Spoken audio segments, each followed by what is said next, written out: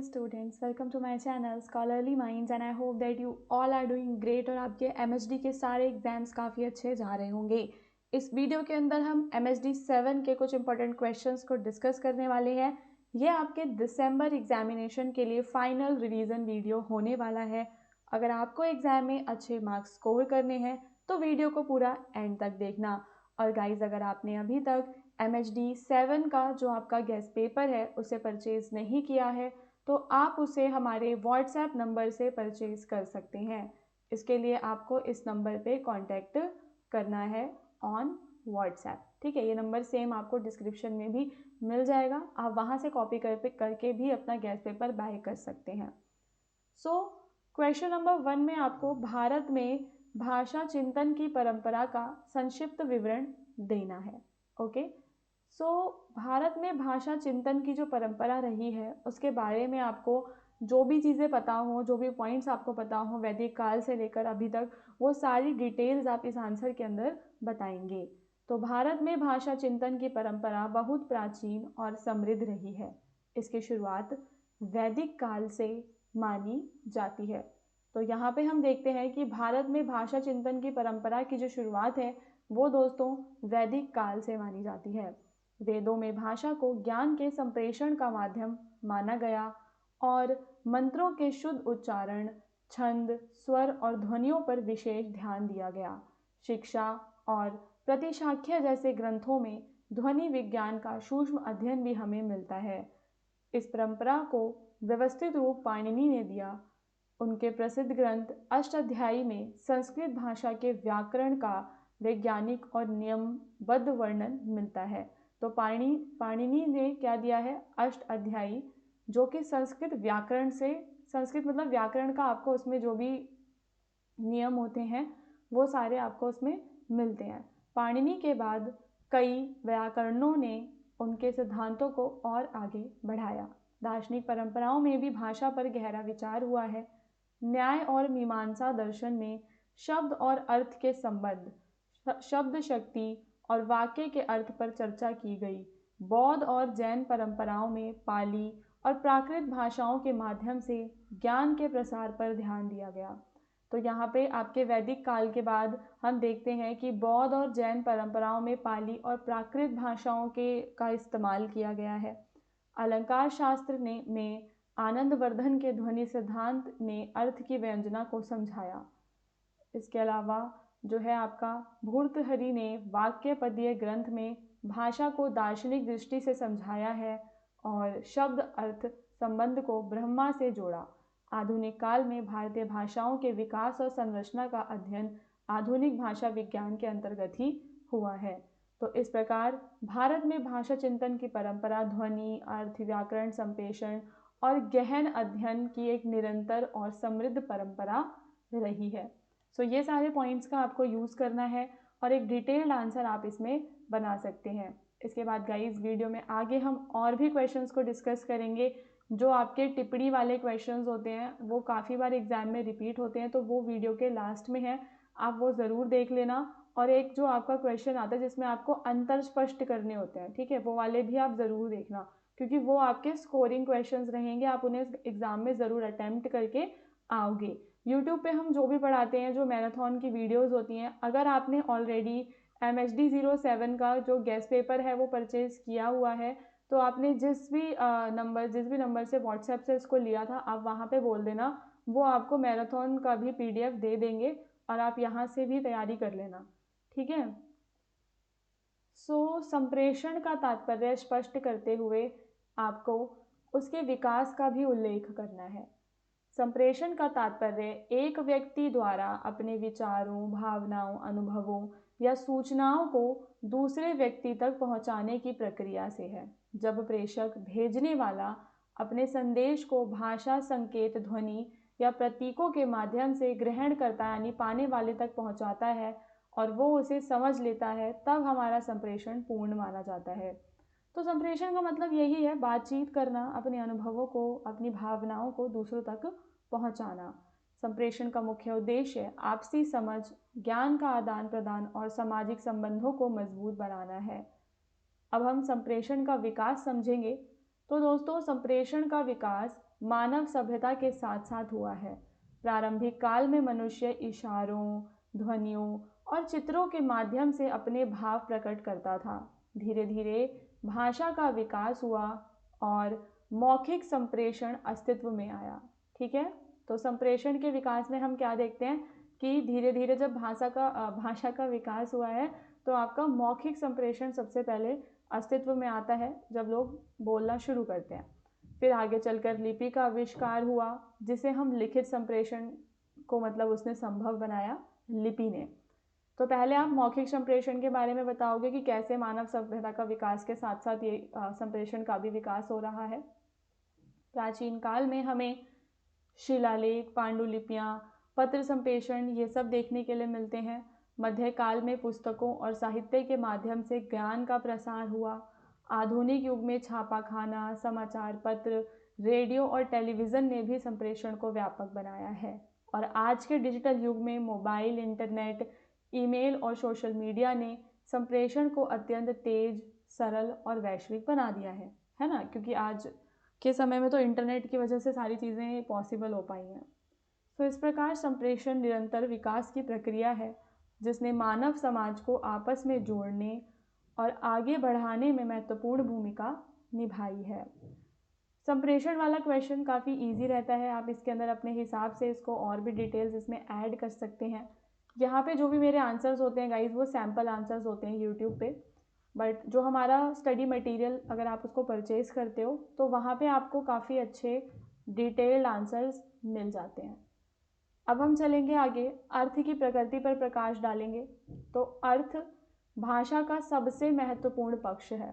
शब्द, वाक्य या संकेत के माध्यम से जो भाव या विचार व्यक्त होता है, मैंने कोई भी शब्द बोला, ठीक है, आपको कोई संकेत दिया, कोई वाक्य लिखा, ठीक है, उसके माध्यम से जो भाव या जो विचार है व्यक्त हो रहा है वो उसका क्या है गाइस, अर्थ है।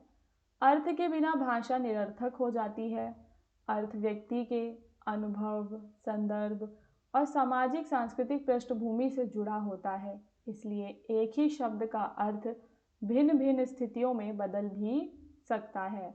अर्थ स्थिर नहीं होता बल्कि संदर्भ के अनुसार उसका विस्तार और परिवर्तन भी होता रहता है।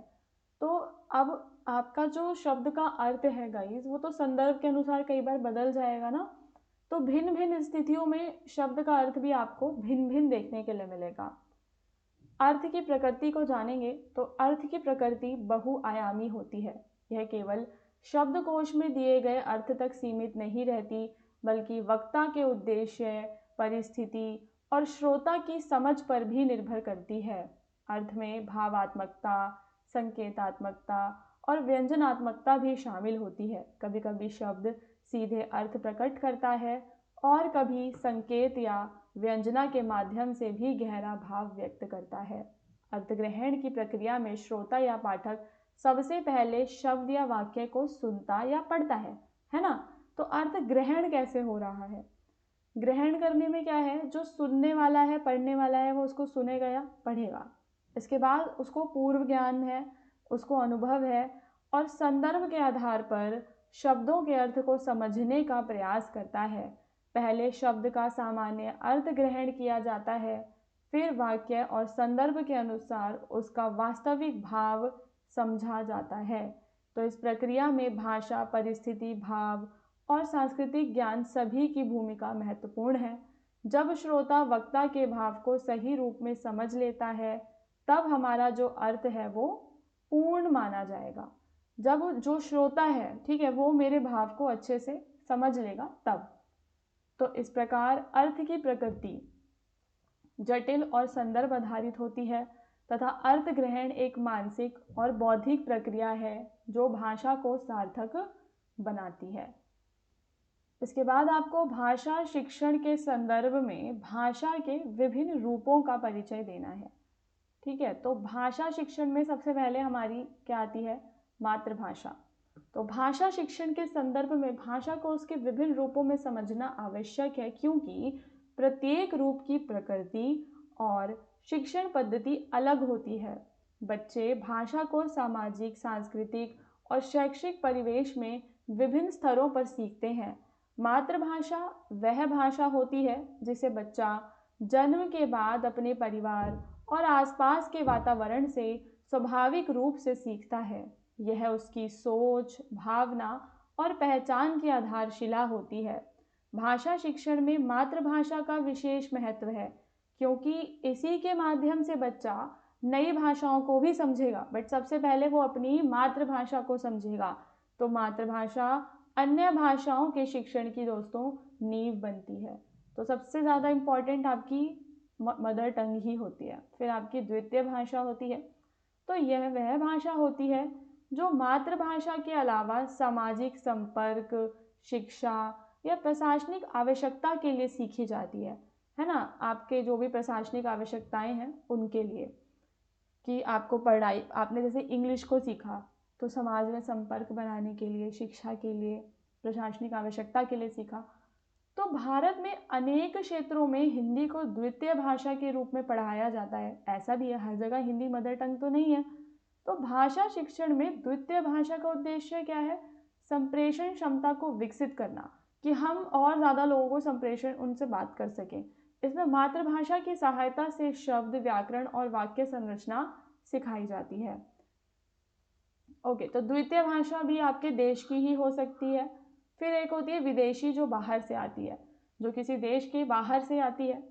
और भारत में जैसे अंग्रेज़ी, फ्रेंच, जर्मन, तो इसके शिक्षण में केवल भाषा ही नहीं बल्कि उससे जुड़ी संस्कृति, व्यवहार और उनके संदर्भों को समझाना भी आवश्यक है।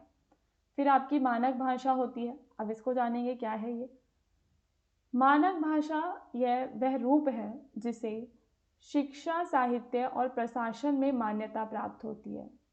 ठीक है, ये वो भाषा है जो आप लिखते हुए, आप बोलते वक्त तो आप कुछ भी बोल देते हो, है ना। जैसे कि कर, एक शब्द होता है कि वो खाना खा रहा है, वो कर रहा है, वो काम कर रहा है। बोलते हुए लोग क्या कहते हैं? वो तो कर रहा है। ठीक है, तो यहाँ पे आप मानक भाषा यूज़ नहीं कर रहे हो। तो मानक भाषा वो है जो आपके साहित्य में, शिक्षा में आपको पढ़ाया जा रहा है। भाषा शिक्षण में मानक भाषा पर विशेष ध्यान दिया जाता है ताकि विद्यार्थी भाषा का शुद्ध, स्पष्ट और व्यवस्थित प्रयोग सीख सके, कि आखिर शुद्ध भाषा होती कौन सी है। अगर सिर्फ हम बोल के समझाएंगे तो नहीं समझ में आएगा। जब हम उसको पढ़ते हैं, एक स्टैंडर्ड लैंग्वेज भी बच्चों को समझ में आती है। स्थानीय भाषा या बोली किसी विशेष क्षेत्र में प्रचलित भाषा का रूप होती है। ये भाषा की विविधता और जीवंतता को दर्शाती है। शिक्षण में इनका ज्ञान विद्यार्थियों को भाषा के विभिन्न रूपों को समझने में सहायक भी होता है। तो एक क्या होती है हमारी स्थानीय भाषा, जिसको हम बोली भी कहते हैं। ओके, इसके बाद है आपकी साहित्यिक भाषा। साहित्यिक भाषा का प्रयोग कविता, कहानी, नाटक और उपन्यासों में होता है। ओके, सो यह भाषा भावों और विचारों को गहराई से व्यक्त करती है। भाषा शिक्षण में इसका प्रयोग विद्यार्थियों के भावात्मक और बौद्धिक विकास में सहायक होता है। इस प्रकार भाषा शिक्षण में भाषा के विभिन्न रूपों, मातृभाषा, द्वितीय भाषा, विदेशी भाषा, इन सभी को समझना आवश्यक है। और इन सभी रूपों के संतुलित और उचित प्रयोग से भाषा शिक्षण हमारा प्रभावी और सार्थक बनता है। ओके, अब इम्पॉर्टेंट क्वेश्चन स्टार्ट होते हैं जिसमें आपको अंतरों को स्पष्ट करना है। कोड मिश्रण और कोड अंतरण में डिफरेंस जानेंगे। तो कोड मिश्रण और कोड अंतरण दोनों ही स्थितियों में एक से अधिक भाषाओं का प्रयोग होता है, दोनों में ही। ओके, बट इसमें तरीका अलग है। इसमें आप एग्जाम्पल से समझोगे। जैसे कि एक ही वाक्य के भीतर दो शब्दों को मिला देना। मुझे चाय चाहिए, वह मार्केट जा रहा है। हिंदी वाक्य में अंग्रेजी शब्द मिला दिया गया। This is code mixing. Code का मिश्रण कर देना। कोड अंतरण में क्या है? आज मौसम बहुत अच्छा है, let's go for a walk. तो पहले वाक्य हिंदी में, फिर पूरा अंग्रेजी में, मतलब या फिर पहले अंग्रेजी का वाक्य फिर हिंदी का भी आ सकता है। तो जब हम बातचीत करते समय एक भाषा से दूसरी भाषा में पूरा वाक्य बदल देते हैं तो इसे कोड अंतरण कहते हैं। इसमें पहले एक भाषा में बात होती है, फिर दूसरी भाषा में। समझ गए? ये इसका कुछ एक आपका जो टेबल है उसके माध्यम से आप जान सकते हैं कि कोड मिश्रण में एक ही वाक्य में दो भाषाएं मिल रही हैं। शब्द और वाक्य के अंदर ही ये काम हो रहा है। जैसे मैं शॉप जा रहा हूँ, एंड कोड अंतरण में क्या है, मैं बाजार जा रही हूँ, I will come back soon. So code मिश्रण में भाषाएं एक ही वाक्य में मिल जाती हैं, जबकि कोड अंतरण में वक्ता एक भाषा से दूसरी भाषा में अलग अलग वाक्यों के माध्यम से बदलता है। फिर आप देखेंगे अकर्मक और सकर्मक क्रियाएं। तो हिंदी व्याकरण में क्रियाओं को उनके कर्म के आधार पर दो भागों में बांटा जाता है, सकर्मक और अकर्मक। दोनों को समझेंगे। जिस क्रिया के साथ कर्म आता है और जिसका प्रभाव कर्म पर पड़ता है उसे हम सकर्मक क्रिया कहते हैं। सकर्मक में क्या है आपका कि जिसका प्रभाव कर्म पे पड़ रहा है। जैसे सीता आम खाती है, तो वो क्या खाती है, आम। इसे पहचानने के लिए क्रिया से पहले क्या या किसे लगाकर प्रश्न किया जाता है। क्या खाती है, आम। मोहन किताब पढ़ रहा है, क्या पढ़ता है, किताब। तो यहाँ खाना और पढ़ना आपकी सकर्मक क्रियाएं हो जाएंगी। उसके अलावा बच्चा सोता है, पक्षी उड़ते हैं, ये आपके क्या हो जाएंगे, अकर्मक क्रिया। जिसका प्रभाव सीधे कर्ता पर ही पड़ता है इसे अकर्मक क्रिया कहते हैं। ओके, तो यदि क्रिया के साथ क्या या किसे पूछने पर उत्तर मिल जाए तो सकर्मक, और ना मिले तो अकर्मक। असर किस पे है, कर्ता पर ही है। पक्षी उड़ते हैं, पक्षी स्वयं उड़ रहे हैं, पर पक्षियों पर ही असर हो रहा है। शब्द और अर्थ के बीच में फर्क। भाषा में शब्द और अर्थ का बहुत घनिष्ठ संबंध है। शब्द वह ध्वनि या संकेत होता है जिसके माध्यम से हम अपने विचार और भाव प्रकट करते हैं, जबकि उस शब्द से जो भाव या भावार्थ समझ में आता है उसे क्या कहते हैं, अर्थ कहते हैं। शब्द बिना अर्थ के निरर्थक होता है और अर्थ शब्द के बिना व्यक्त नहीं हो सकता। तो दोनों ही एक दूसरे का लिए इम्पॉर्टेंट हैं। शब्द ध्वनियों का वह समूह होता है जो किसी वस्तु, व्यक्ति, क्रिया, गुण या भाव का बोध कराए। अर्थ आपका भाव या विचार है जो शब्द को सुनने या पढ़ने पर हमारे मन में उत्पन्न हो रहा है। तो शब्द से हमारे मन में जो भाव उत्पन्न हो रहा है, जैसे कि पुस्तक एक पढ़ने की वस्तु, जल, पानी, इस तरीके से मतलब अर्थ आपका शब्द के सुनने पे आपके मन में उत्पन्न हो रहा है। शब्द और अर्थ का संबंध जानेंगे तो शब्द और अर्थ का संबंध परंपरा और प्रयोग से जुड़ा होता है। एक ही शब्द अलग अलग संदर्भों में अलग अर्थ भी दे सकता है, जैसे फल खाने का भी और परिश्रम का भी। तो इस प्रकार शब्द अभिव्यक्ति का साधन है और अर्थ उसका लक्ष्य है। दोनों एक दूसरे के पूरक हैं और इनके बिना भाषा का अस्तित्व संभव नहीं है। फिर आप पद और वाक्य को जानेंगे। तो हिंदी व्याकरण में पद और वाक्य दोनों ही महत्वपूर्ण हैं, लेकिन दोनों का अर्थ और कार्य अलग अलग होता है।